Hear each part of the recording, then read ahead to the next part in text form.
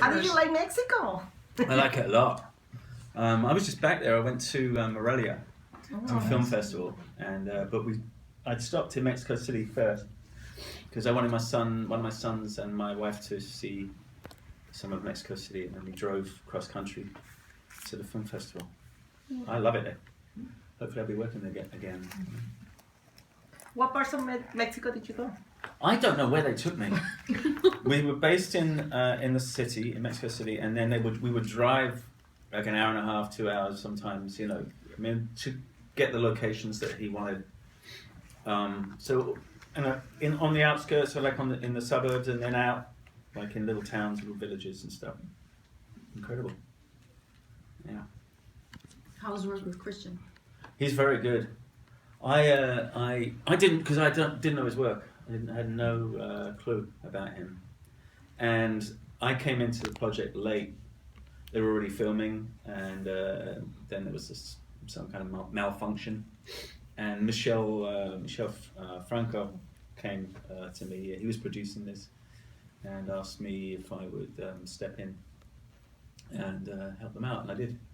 And but I was working. I'd met Gabriel, I think, because he was the producer of this West Lucia over in, and which I gave an award to in Cannes, and that's how I got to meet all these guys. Yeah, and so it was. Oh, I'm buzzing. That's right now. I'm on the telly. So it was. No, I mean, for me, it was a question of really. Reading the script, and if the script was any good, I stepped in. I would step into it, and it's incredible, beautifully written, very simple, but strange story. Strange story. It's not what you expect at all. No. Even from the poster, it's not like this. We've been in a fair amount of movies that they look like they're going to be about something and they're not. Yeah. Do you like those kinds of movies? I do very much, and that was the case with this. I mean, and I think it's even the case in the watching of it. I think for the first 45 minutes, it's a film about something else. You don't know what it's about, in fact, and then it turns. That's, for me, that's good storytelling. I'm interested in that. But I remember that from Michel's, from Después de Lucia, where you really just didn't know what the film was about. I mean, and when we went to see it as a jury, nobody was allowed to read about it. Nobody was allowed to know what it was about, just where it was from. And that was it. So we didn't even know what the subject matter was. So it really comes alive that way. And this is that similar kind of thing. Yeah, there's a couple of twists, like you said, Yeah. in this film, because I don't want to give it away, but I mean, like the twist close to the ending. Yeah. Your character is kind of. It's fairly brutal. Yes. Well, I mean, it's a situation that he finds himself in. I mean. There's lots of things that I didn't know about, didn't understand, which is why I didn't know about the trading guns, the smuggling guns across the border and into Mexico, and how easy that is to do. How easy it is to buy guns here, match that with the cartels. You have a real flammable situation. So I had no idea about that. All of that world, the gun show world, gun stores. I had no idea. But then the film is about that, and it's about Gabriel was saying that the guns that they found in El Chapo's place were made in the States. Oh yeah. They were brought in from here. So it's that element of the world was incredible. But then it becomes about this kid's the misogyny within his family, his burgeoning sexuality, and the relationship between these two people, and how that spins and how that changes. It's great. I mean, it's a great piece of writing, I think. You're a big fan of films with social commentary, criticism, and whatnot? Yeah. I mean, they're harder to make now.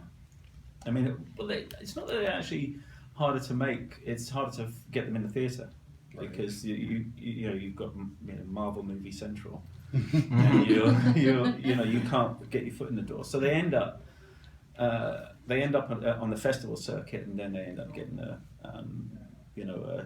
few screens here and there.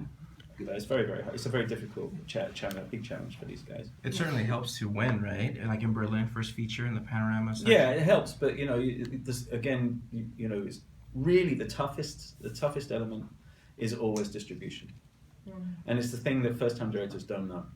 they don't know that that's coming. Mhm. You know, that fight. You know, they battle. They got this far. You know, and even if you win a prize, prizes, most people don't go to festivals. You know, so it's an uphill struggle. It's always distribution, publicity and distribution. You So- were also, At least, oh. Go ahead. you were also a producer on the film too. Yeah, Yeah. yeah, I helped him get it made. You know, Yeah. and that I think that just kind of helped. Touching on what you said about first-time directors, what was it like entrusting Gabriel with his first? I didn't have a problem with it. I never have a problem. I mean, I worked with Quentin when he was a first-time director. I never have a problem. Sometimes I'm working with directors who've done many films and they're awful. So it's I never worry about that. I already could tell from the script that there was somebody good coming along. He co-wrote, right? Yeah, and then when I met with him, I could tell it's not not a problem. Awesome. And also, but he grew up in films. Really grew up. His father and so on. You know, this is his world. Yeah. Well, I wanted to ask your opinion, because you're talking about distribution. Mhm. Now there's video on demand, which Which is great. It always we will end up in that world, but you know that does give you some hope for these films, and because Gabriel and Michel Franco, all these guys are taking on big subjects, difficult subjects that aren't necessarily commercial, but they will find a home. They on Netflix or wherever, you know. And plus, like some of these, like an art house movie or Mhm. whatever, might only be seen in New York and LA. Yeah. But if it's on video on demand, Yeah, what you want anywhere. Yeah, you want to get a couple of cities, and then you know Right. knock yourselves out. But the thing is, there's nothing better than going to the cinema, seeing it on a big screen with a group of strangers. That Right. the whole notion of cinema, that's what it's about, and it's very, very hard to achieve now, except at festivals. But Right. beyond that, you know, Yeah. In the film, we see that it's very easy to buy guns. Yeah. What do you think about the gun control? there isn't any. Well, do you support more control? Oh yeah, I would like some. It's terrifying, but it's just a huge. It's money. It's like cars, but actually, you know, it probably kills as many people. But it's a massive business, and you're beyond the reach of regulation. I think it's going to be very hard to have any meaningful gun control in this country. Yeah. Yesterday was another shooting in San There's Diego. one every day. Yeah. Every day, there's many every day. Right. There's a counter. I think it's in the Guardian on their website where they're trying to count how many people are killed in America. Which is a very hard thing to, but we're already in thousands, Oh, the sure. multiples of thousands in this new year, and we're only just at the end of January. Yeah. So it's a huge deal. Yeah, Chicago alone had thousands Chicago last year. is Just- extraordinary. Lawless. With this role, what part of what do you have any favorite part that you enjoyed? In this? Yeah. I kind of enjoyed the whole ride. The Mexican end of it, I preferred. I mean, Arizona doesn't really do it for me. Bless them.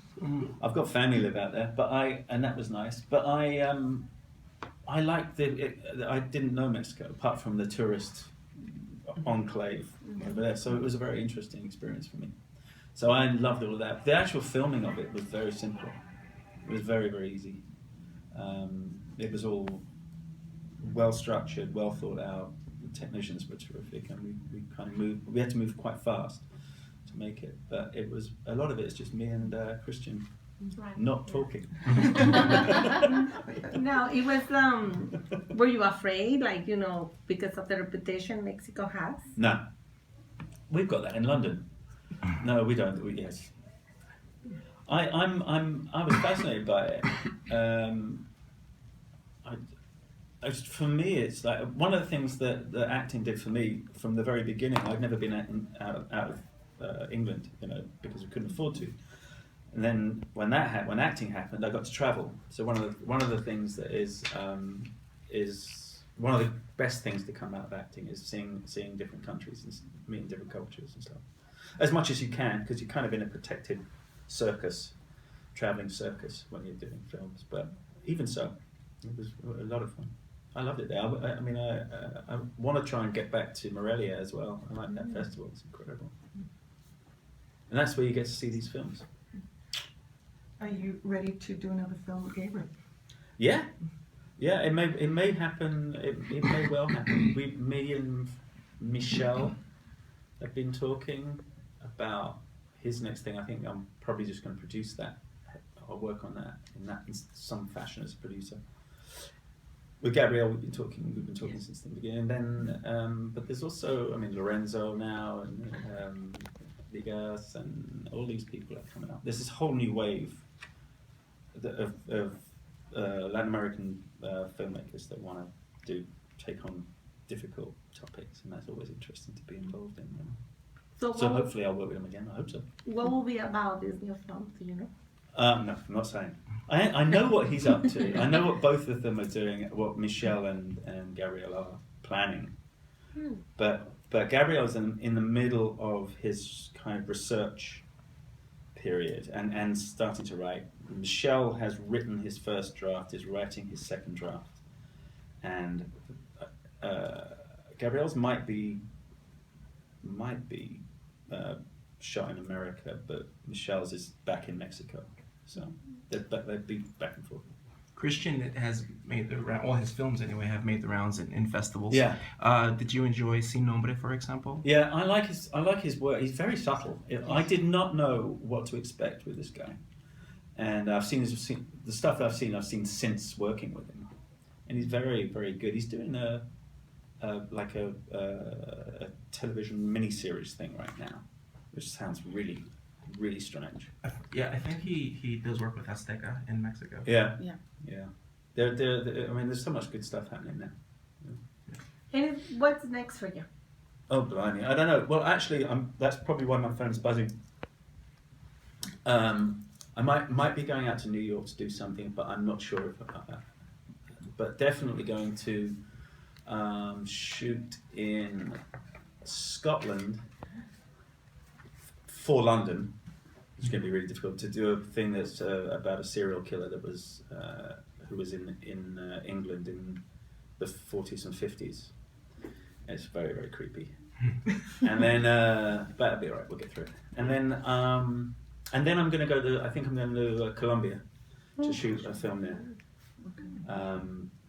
with a very talented group of young filmmakers. So I'm going to head down and do that after Scotland, and that one's about a man who about a con man. It's very funny.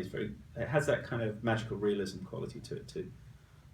About a man who's pretending to be a priest, but he's conning his way through the countryside in Colombia, who also is with a young girl who becomes part of the con man team. It's kind of fun. All these independent films? Yeah.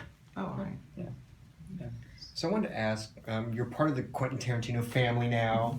You've been in a few of his films. Yeah. Is it to the point now where he's like, I have a role for you, you're like, yeah, or... Well, anyone who, I mean, I can't imagine turning a role down that comes out of Quentin. It would be so strange. But yeah, I mean, if you just hope that he has something in mind for you, and sometimes he doesn't, sometimes he does. It's usually, I mean, his leading man is Sam. I mean, that's the guy that he finds they have an affinity for each other. So, but we come and we go. And like I say, and I think he's only going to do 2 more. I think he's finished. Really? Yeah, he's wanted to get to 10 and call it quits, and then do other things. Might want to jump in there then, right? Yeah. He's, if we can, we will. We're all the guys on Hateful Eight. Some were new, and then some had been with him for a while. So it was everything is a kind of a reunion every day. We were just talking about Hateful Eight. Yeah, one of the things we were saying that there's one thing about Quentin, he knows how to get some great performances out of his actors. Well, he writes I mean, first of all, they're on the page. If you can understand his rhythms, his musical rhythms within the language that he puts down, you're off already. You're ahead of the game, and then his directing is incredible on set. It's minuscule detail and then charged with a lot of fun chaos. It's an incredible time. The film was beautiful to watch. It's beautiful. Yeah. It's fun. I think it's very funny. I always felt bad for Jennifer Jason Leigh because I'm like, all that testosterone, was she going crazy or was it? Like, he loved it. He loved it. The thing about Jen is Jen's very quiet. She's quite quiet. And her and Kurt had this, because they're chained together for the whole of the film. They had this wonderful relationship, and they still do. We all do. We're all constantly texting each other. We have a group text that goes all around the world. We check in. I know Kurt's in Berlin right now. They're just showing the film right now. It's opening in Germany. And they just got in from Australia. Where's Jen? Jen's here. Yeah, Jen's here, so I'm working with her for a bit. Then Walt's here, just got back. So we're all keeping an eye on each other. You a football fan? You follow the Prem? Yeah. Yeah. What's your team? Unfortunately, Manchester United. We're not doing so well. No. And I bet Chelsea are really not doing well. Arsenal lost just recently. So. Yeah, but they're going to. I think they might get it. They're almost. They've done it once. Think it was a mistake to let Chicharito go? I think it was time. You think so? Yeah. He wasn't getting a play, right? The Sanchez is back on. Yeah. And that was cool. Yeah. I like that guy. I don't know where he's from. That they've got at Crystal Palace. Big Cat, is that his name? He's just this brand new kid. Have you been catching Vardy's streak from Leicester City? No. No, he Good. he set the record for It's all degenerated. Most- Football conversation. Brilliant. most consecutive goals in the Prem. I think he beat. He got to 13, was it? Something like that. Gotta love it. Yeah, it's fantastic. I just shot in Liverpool. I just did a film in Liverpool. Man. So you've got Manchester United, you've got Liverpool, you've got Everton. Well, a Jurgen Klopp is Manchester. definitely making waves. He's doing alright. Yeah. Yeah. Maybe they'll give him a budget this year. Yeah, he might. He might. Yeah, what advice can you give to a young actor that is going to start right now? I think, well, because I didn't come up formally in any way, I didn't train in any way.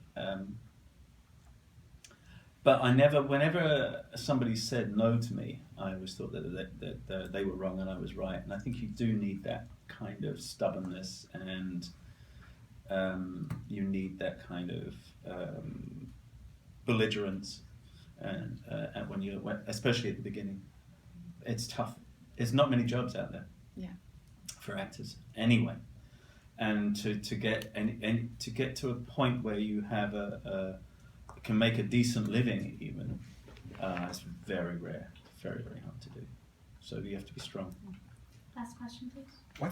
Well, to follow up on that, I figured there'd be more acting opportunities out there now since there's so many more, Believe TV me, stations and. Think about how many actors there are. Right. Yeah. I mean, I know, like 100, people, right? but people really want to do that, and there's a lot of great actors that I've worked with who just never made it, never ever made it, and that's more common. So you have to have I think you almost have to have a sort of belligerent naivety. You just have a determined streak and see what happens, and then the other one is to know when to quit if you can't do it. If you get to the point where you can't do it, know to get out and get a job, because it'll kill you.